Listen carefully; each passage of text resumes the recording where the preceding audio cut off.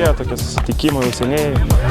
Manau, jisai padeda suartėti komandai. Manau, tikrai naudingas dalykas.